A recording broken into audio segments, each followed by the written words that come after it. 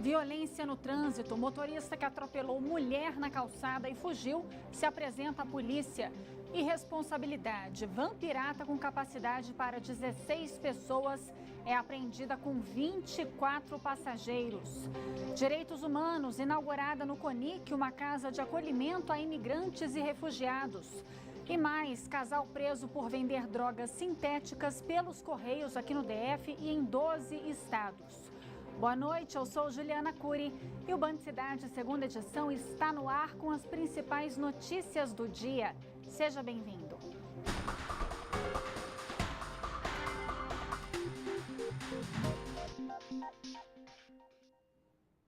Você já se sentiu constrangido ou constrangida por uma brincadeira inadequada no ambiente de trabalho?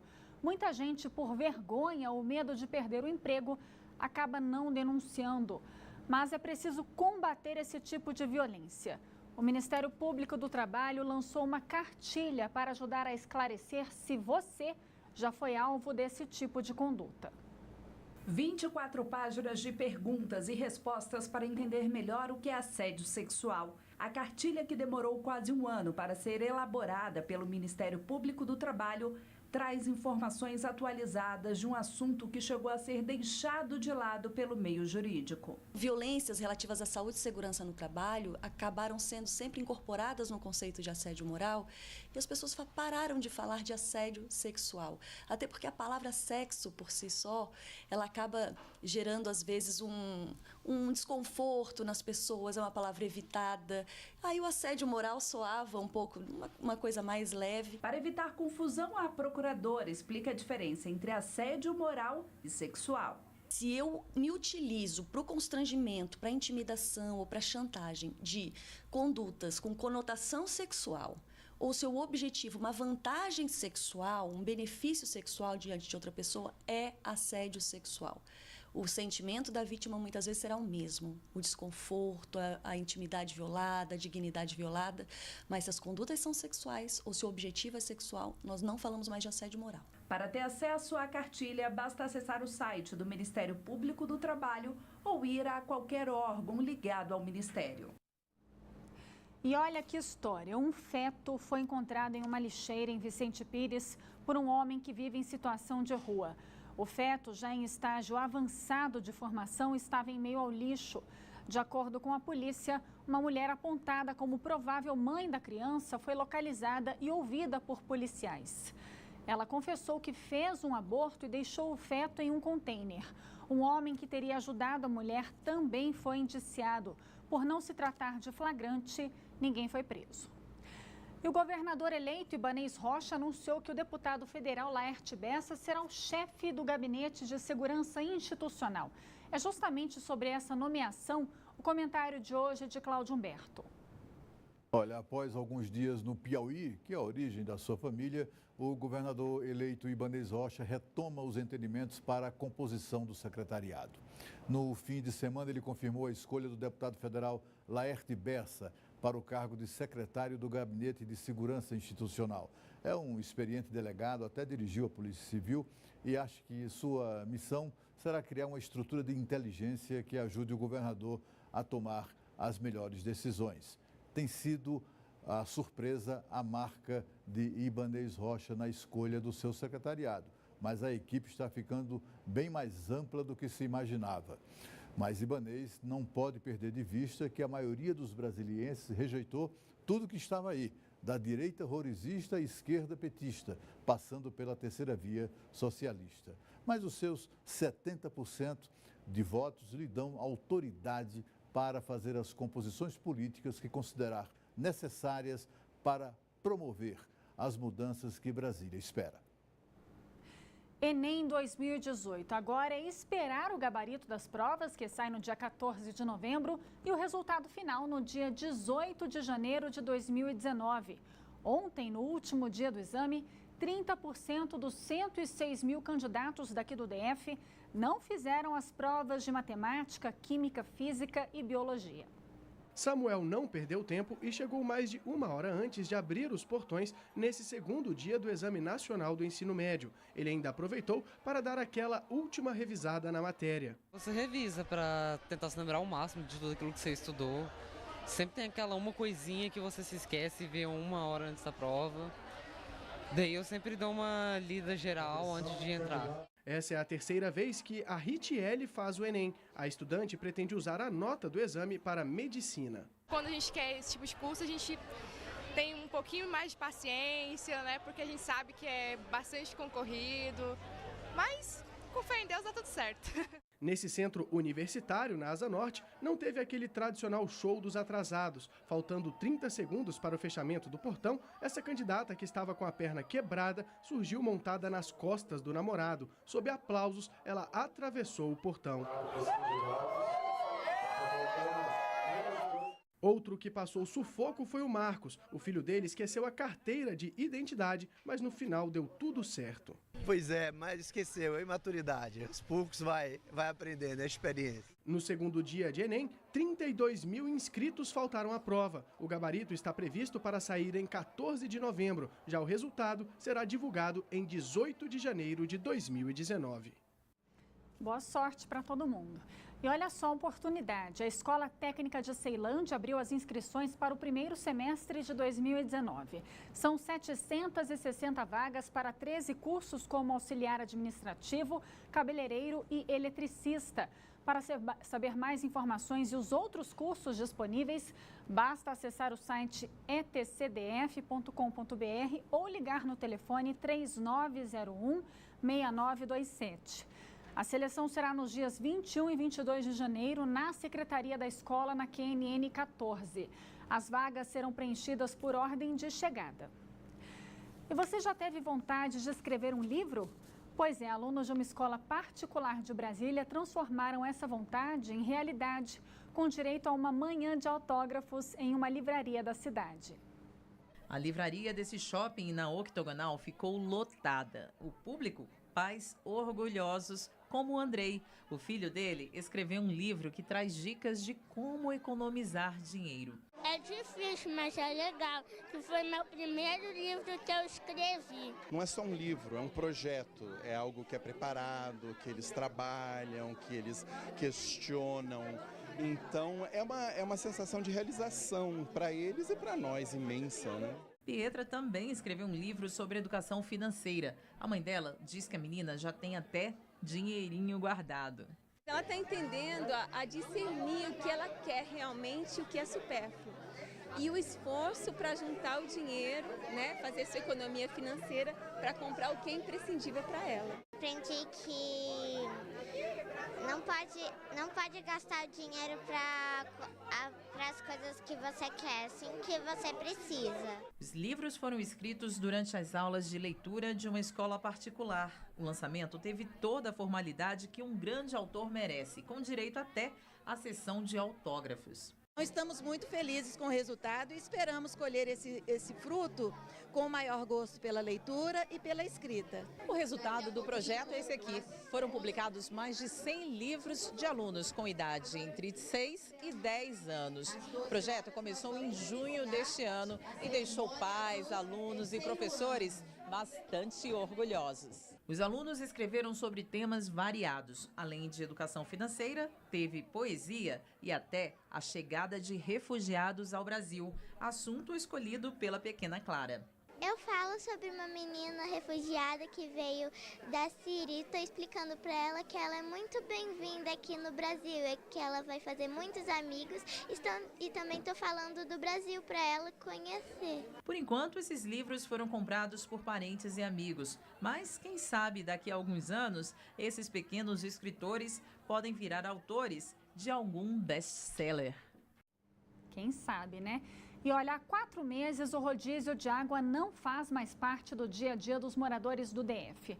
Mas para que o fantasma da falta de água não volte a assombrar a população, a ADASA contratou um estudo para buscar alternativas de abastecimento como pontos de captação de água subterrânea.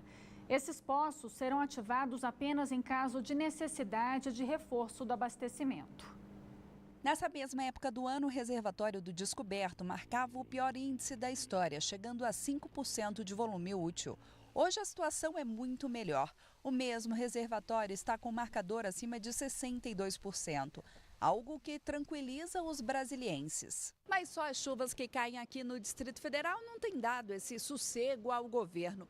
No auge da crise de abastecimento de água aqui do DF, a DASA contratou um estudo que foi feito por uma equipe de geólogos da UNB para buscar alternativas de abastecimento. E foi aqui no solo que eles encontraram alívio para a falta de água. O que a gente tem aqui é que tem água nesses locais, né? Exatamente o valor, a vazão, isso não é possível determinar. Obviamente teria que instalar o poço e fazer um teste de bombeamento, mas são poços com alta probabilidade de ter aí em torno entre 5 e 10 mil litros por hora. Para chegar até os 187 poços subterrâneos, o grupo de pesquisadores levou em consideração alguns critérios. Então a gente pensou, vamos fazer esses poços sempre nas áreas de domínio de rodovias, né, que já são do GDF ou rodovias federais.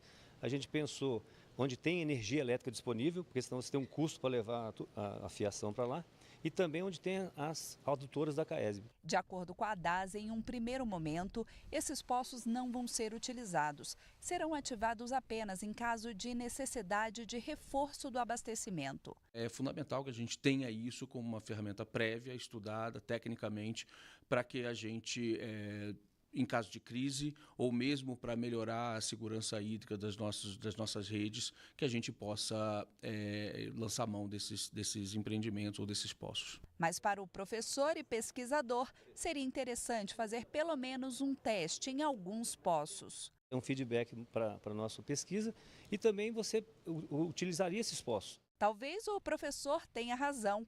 De repente, é melhor testar o estudo antes que uma situação mais emergencial apareça novamente. Afinal, 1 ano e meio de racionamento, que chegou ao fim em junho deste ano, não traz boas lembranças a ninguém.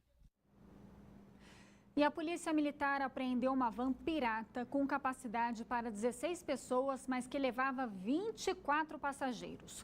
O motorista da van foi abordado na BR-020 por volta do meio-dia. Ela estava indo da rodoviária do Plano Piloto para Planaltina.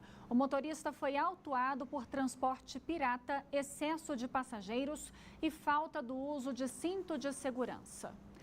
E vamos ver como é que está o trânsito nesse momento, a volta para casa nessa segunda-feira. Primeiro a gente vai lá para EPNB, sentido Riacho Fundo, Recanto das Emas. Dá para ver que choveu por lá, a pista está molhada, trânsito bastante lento, sentido Riacho Fundo, Recanto das Emas. Lentidão, então prudência para o motorista que está por lá, paciência, não se apresse, não cola demais no carro que está na frente para evitar dor de cabeça. Agora a gente vai ali para Épia Sul, altura do Parkway. Épia Sul também está com bastante movimento, a imagem deu uma paralisada, mas dá para ver que está com bastante movimento, um pouco de lentidão por lá, então paciência para o motorista que está por lá também. Agora a gente vai para o outro lado, ali para Épia Norte, sentido Planaltina, Sobradinho, também muita gente subindo ali, sentido Sobradinho, está andando, mas está com um pouco de lentidão, então essa é a situação para quem vai lá para Planaltina, Sobradinho. E agora a gente encerra nosso giro na Estrutural, caminho para Ceilândia, Águas Lindas. Estrutural ainda está aberta, né? As duas pistas estão abertas sentido sul. A pista norte está andando melhor, a pista sul está um pouco mais lenta, então paciência por lá, a pista está molhada também. Então paciência e prudência para o motorista que está voltando para casa nessa segunda-feira. E o DR informa que hoje, a partir das 9 horas da noite, vai fazer um bloqueio na Estrutural, perto das obras da Passarela 7, para a pintura de sinalização horizontal. O bloqueio deve durar 7 horas. Para os motoristas que estiverem seguindo pela pista sul, sentido Plano Piloto, o trânsito será desviado para a Marginal. Depois da pintura da pista sul, será realizado o serviço na pista norte, onde as faixas de rolamento vão ser parcialmente bloqueadas. A interdição é necessária para garantir a segurança dos técnicos envolvidos no trabalho. E o motorista que atropelou uma mulher em Vicente Pires e fugiu sem prestar socorro se apresentou à polícia hoje à tarde. O acidente foi na semana passada e depois de esperar 3 dias no corredor do hospital de Ceilândia, a mulher finalmente teve as 2 pernas operadas. A cirurgia foi paga pelo responsável pelo atropelamento. José Adriano Pequeno Guedes, de 39 anos, se apresentou no começo da tarde desta segunda, na 38ª Delegacia de Polícia. Ele foi ouvido e depois liberado. O motorista vai ser indiciado por lesão corporal culposa com um agravante de ter abandonado o local do acidente. Na última quinta-feira, José Adriano atropelou Márcia Bonfim, de 39 anos. A mulher esperava um ônibus na calçada quando foi atingida por essa caminhonete vermelha. Repare que ela ficou prensada entre o carro e a grade do comércio. Em seguida, o motorista deu marcha ré e fugiu sem prestar socorro. A mulher quebrou as 2 pernas e foi levada para o hospital de Ceilândia, onde ficou numa maca por quase 3 dias. Inconformada com o sofrimento da mãe, a filha de Márcia procurou o motorista, que concordou em pagar o tratamento em um hospital particular. Por telefone, a defesa informou que Adriano Pequeno Guedes perdeu o controle ao passar por um quebra-mola. No depoimento, o motorista disse que não prestou socorro por medo de agressões. Já o carro passou por perícia e vistoria e foi liberado. O motorista vai aguardar julgamento em liberdade. E a Polícia Federal desarticula a quadrilha que fraudava empréstimos da Caixa Econômica. As informações chegando agora com Cláudio Marcos, direto do estúdio da Band News FM. Oi, Cláudio, boa noite para você. Oi, Juliana, boa noite para você também. Olha, foram expedidos 5 mandados de busca e apreensão pela 12ª Vara da Justiça Federal. Um dos membros desse grupo, inclusive, era funcionário do banco. O grupo atuava no setor comercial sul, numa empresa de fachada de nome MaxCred. Eles levavam os clientes interessados em empréstimos do Construcard, que é aquele programa para compra de material de construção, para aquisição desse tipo de produto, e também para o Móveis Card, que é um programa destinado também à compra de móveis. E eles obrigavam essas pessoas a assinar o contrato sem que elas pudessem ler exatamente o que dizia aquele contrato. E aí o golpe era praticado. Bom, eles faziam, por exemplo, um contrato, a pessoa pedia R$1.000, eles faziam, na verdade, um contrato de R$2.000 e apenas parte desse dinheiro era repassado para o interessado. O restante era sacado em compras fictícias em lojas de materiais de construção, também parte aí desse esquema. E só depois, o pior vem agora, Juliana, só depois de 6 meses é que essa pessoa descobria que ela tinha caído num golpe. Bom, essas pessoas vão responder por estelionato, crimes contra o sistema financeiro, corrupção passiva e ativa. Juliana. Tá certo, Cláudio. Obrigada. Boa noite para você. A Polícia Civil realizou hoje mais uma etapa da Operação Trickster, que investiga desvios que podem chegar a mais de R$1 bilhão no transporte público da capital. Agentes cumpriram mandados de busca e apreensão em Braslândia e Águas Lindas de Goiás. Foram apreendidos documentos, computadores e smartphones. A operação teve como alvos uma servidora do Deftrans e um ex-funcionário de um dos investigados na primeira fase da operação. O ex-funcionário do investigado é suspeito de cometer os crimes de corrupção ativa, associação criminosa e estelionato. Já a servidora do Deftrans é suspeita de participação nos crimes de corrupção passiva e ativa e peculato desvio. A Polícia Militar prendeu um homem suspeito de ter atirado na boca do sargento da PM, Claudinei Rodrigues do Nascimento, de 42 anos. O policial foi atingido durante uma tentativa de assalto no Paranoá nessa madrugada. De acordo com a polícia, o responsável pelo disparo é Carlos Henrique dos Santos. O sargento Claudinei passou por uma cirurgia agora há pouco no hospital de base. O estado dele é grave, mas estável.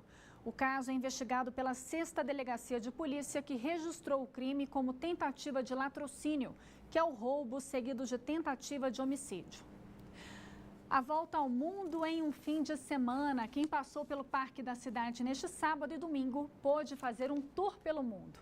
É que o pavilhão de exposições recebeu a 13ª Feira Internacional das Embaixadas, um evento beneficente. Os alemães fizeram questão de trazer o chucrute, um repolho fermentado em conserva que vai bem com a salsicha, a mostarda e a famosa cerveja daquele país. Mas a comida típica da Alemanha não é a única contribuição. O país também é destaque pela produção de energia limpa e mantém cooperação com o Brasil nesse setor. Nós, alemães, a embaixada alemã quer mostrar nosso país, nossa língua, nosso trabalho em prol do meio ambiente. Esta é a 13ª Feira Internacional das Embaixadas, um evento que reúne o que cada país tem de melhor. E isso inclui a solidariedade, porque tudo o que for arrecadado por aqui será doado para instituições que ajudam pessoas carentes. A Ucrânia também participou da feira. A dança é um dos destaques culturais desse povo. Outro costume é o de dar presentes. Os ovos decorados à mão são os mimos mais comuns. Cada ovinho tem uma simbologia, cada desenho tem um significado. E muitas vezes a maioria deles significa a vida, a prosperidade e o desejo que você tem em presentear alguém. A Feira das Embaixadas é uma iniciativa de mulheres e parentes de diplomatas que moram em Brasília. Neste ano, mais de 100 países participaram do evento. A aposentada Solange veio conferir de perto a feira e voltou para casa cheia de compras. É isso que eu gosto. Gosto muito de conhecer países e gosto muito de levar um pouco dos países para dentro da minha casa também. A seguir, inaugurada no CONIC, uma casa de acolhimento a imigrantes e refugiados. Veja o trânsito agora na EPNB, sentido Riacho Fundo e Recanto das Emas, continua bem carregado por lá. A gente volta já já.